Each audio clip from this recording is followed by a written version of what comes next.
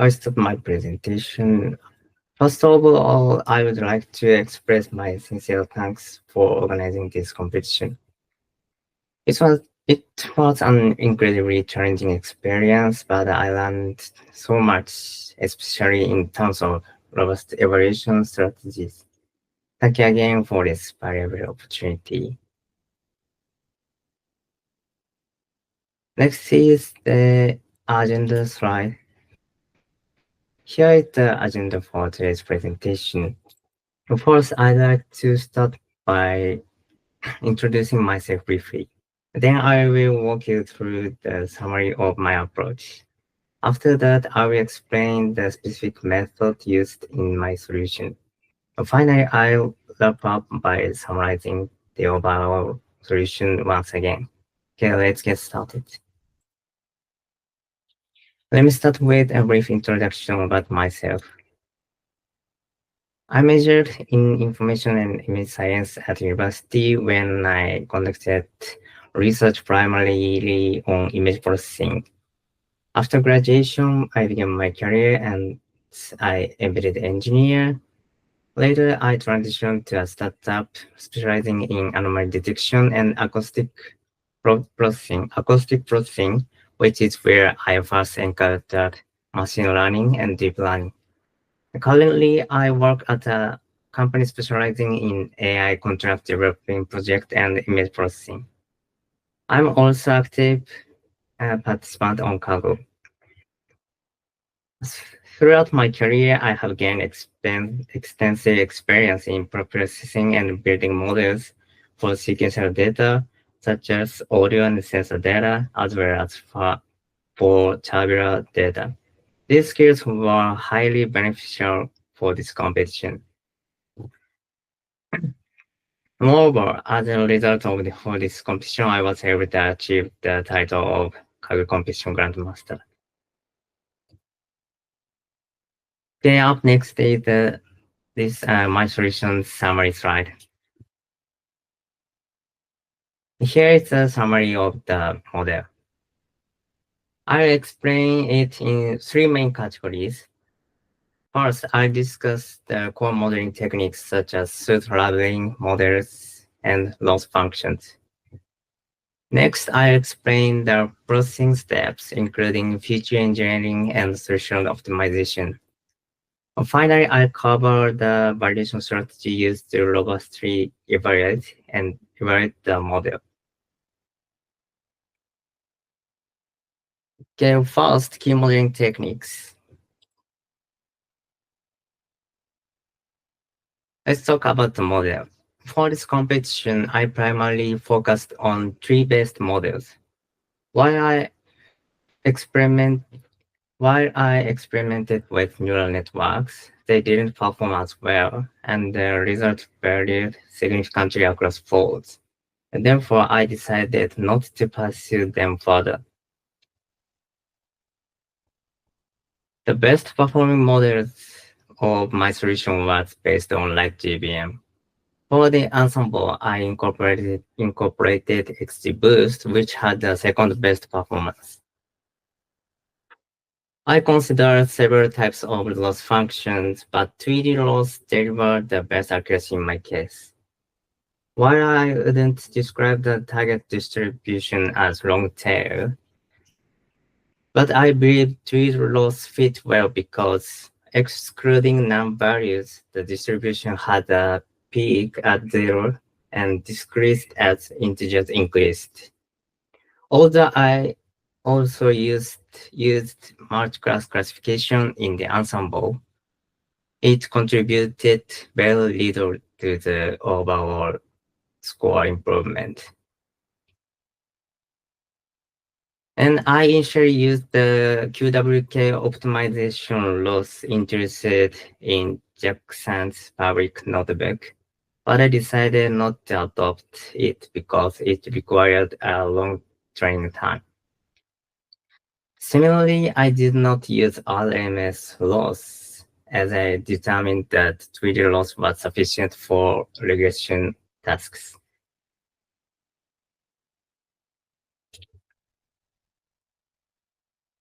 Next, I would like to explain pseudo-labeling, which was a key element in my solution and significantly boosted the private leaderboard score.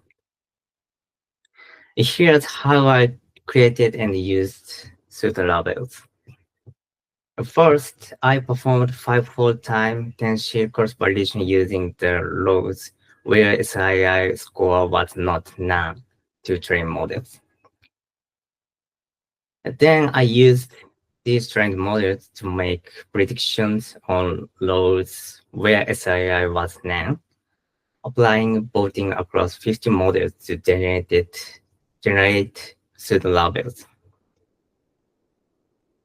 And next, I combined the generate pseudo labels with rows where SII was not none and retrained the model. To avoid overfitting to the pseudo-labels, I split the pseudo-labels load into 5 new folds during this stage, which was another key consideration. As a result of these measures, my private leaderboard score improved significantly from 0.48 to 0.468. Initially, I didn't expect pseudo-labeling to have such a strong impact based on the cross-validation and leaderboard scores. However, considering that other solutions seems to benefit from increasing the number of folds, it's likely that augmenting the training data size was effective. Then now let's move on to the next section, important preprocessing and features. This slide outlines how I ensure robust validation by focusing on 2 key processes, imputation of non-values and threshold determination. For non-value imputation, I use the median of each gram from the training set for both validation and test data. While non-values are generally less problematic for decision tree models, but I found it crucial to carefully test imputation method in case like this competition, where over half of the sensor data IDs contains non-values. Regarding threshold determination, thresholds are calculated using the training set and validated on each fold validation set. The detailed method for determining threshold will be explained later.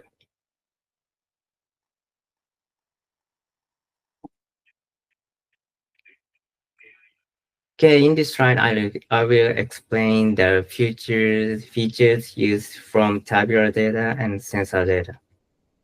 Well, first, regarding the feature of the tabular data, I utilized all features in the dataset. In particular, categorical integer values were treated not only as categorical data, but also as numerical data, which improved the overall score. Next, about the features of the sensor data. For the column indicated in use codes, I calculated the statistical metrics listed in statistics codes and used them as features. The reference notebook initially used pandas for this process, but I reloaded it using polars, significantly reducing the computation time. Interestingly, polars statistical calculation functions include null count, which is not part of the equivalent pandas functions. By including this null count as a feature, I observed a slight improvement in the score. This may reflect a pattern where severely ill patients tend to abandon sensor measurement midway through the process. As a side note, I also spent time trying to build an LST model to directly learn the time series feature of the sensor data. However, I eventually gave up on this approach as it failed to achieve satisfactory scores. Okay, let's now focus on threshold optimization. I experienced threshold optimization using percentiles, which played a key role in improving both the stability and the accuracy of my solutions predictions. First, about the optimization process. Percentile-based threshold optimization provides greater stability compared to direct numerical optimization.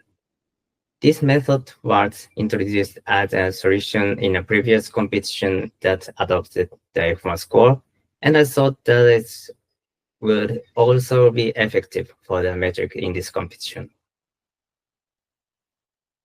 Next, about initialization.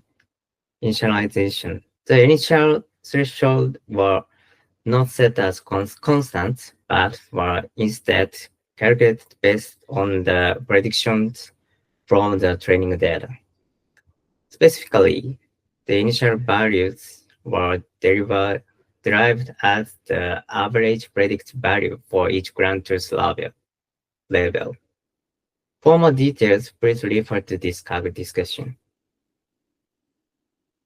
As previously mentioned, my threshold optimization is performed using percentiles, so these initial values are then converted into percentiles.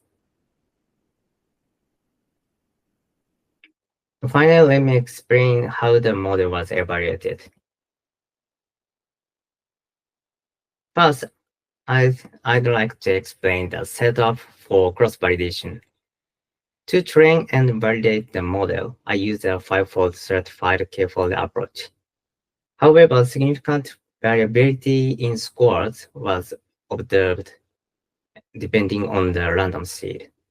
So to address this, I evaluated the combined results of 10 seed voting to ensure robustness. Additionally, for each seed, I optimized the model parameters using optional. When evaluating the result of my experiment, I didn't focus on only single score. Instead, I looked at both the voting scores from all five-fold across 10 sheets and the average scores from the 10 sheets. For example, the best score achieved by a single model is as follows. Next, let me explain the ensemble strategy. For the final submission, I utilized voting results from a total of 200 models. Specifically, these included regression and classification models built with both LightJVM and XGBoost. Each of these 4 types of models was trained with a 5-fold cross-validation repeated over 10 different sheets. Okay, lastly, I'll wrap up with the summary of my approach. Looking at the top solutions from this competition, I believe that robust evaluation and data augmentation for the training set and non-variant imputation were particularly important. My solution in particular stood out in terms of robust evaluation and data augmentation compared to other participants. All the points listed here are crucial, but my personal favorites are the 2 highlighted in bold. Okay, this concludes my solution presentation. Thank you for your attention. If you have any questions, I'm happy to answer them. Thank you. Yeah, thank you very much. It was a great presentation. I actually related to one of the things that's bolded on the screen. I just wanted to hear if you could elaborate a little bit more on the threshold optimization using percentiles, both just a little bit more precisely. What is it exactly that you mean? Like, what is it that you're talking about here? And then how did you kind of land on this approach as opposed to, just classic optimization on the score targets? Okay, just a minute.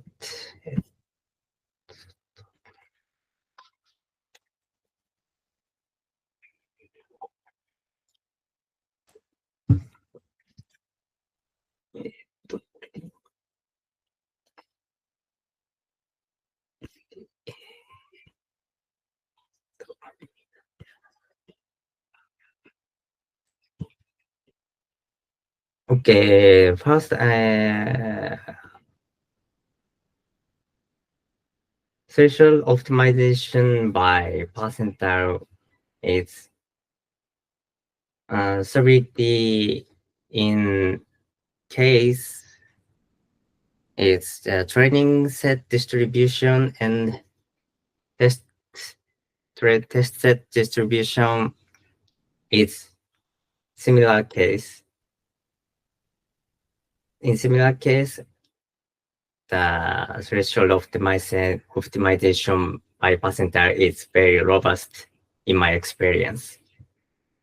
So, like F1 score and this QWK score, like metric score with certain threshold. I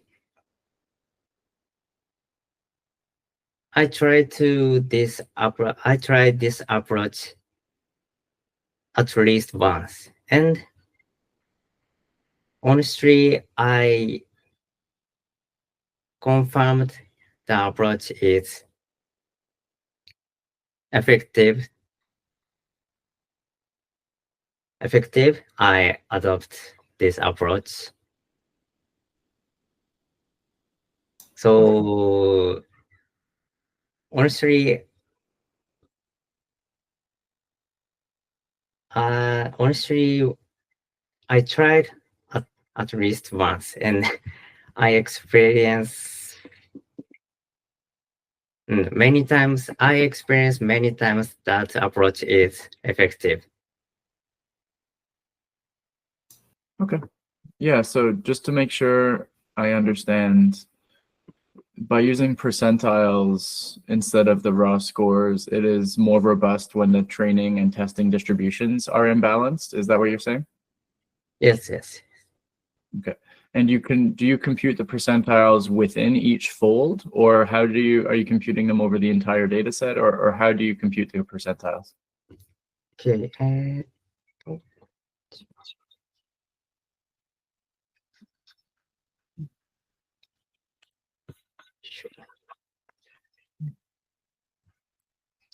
In my approach, thresholds were calculated using the training set and validate. Thresholds were calculated using the training set and validated on each fold validation sets. So I calculated the threshold per fold, and for example, I made 200 models. I calculated 200 thresholds. I see. Okay, so part of the training process is learning the percentile thresholds that your model is predicting. Okay.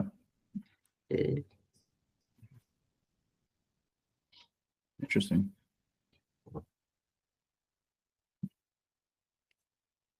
Does anyone else have other questions?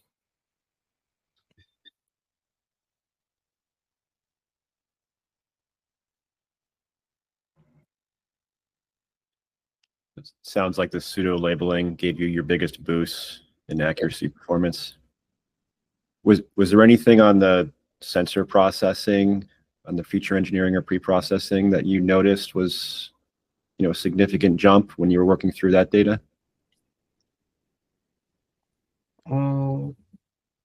Honestly, I didn't find the jump up point from sensor data. At first, I tried to build neural network models from the sensor data, but it is very difficult because the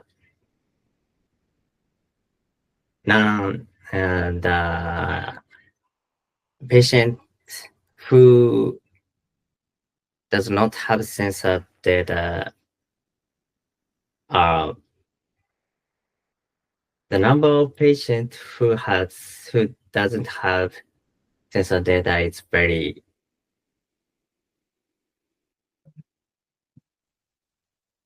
none.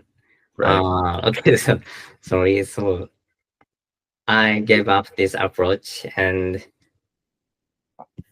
the public notebook introduced this statistics approach. So I use that notebook, but rewrote by Porus. Okay.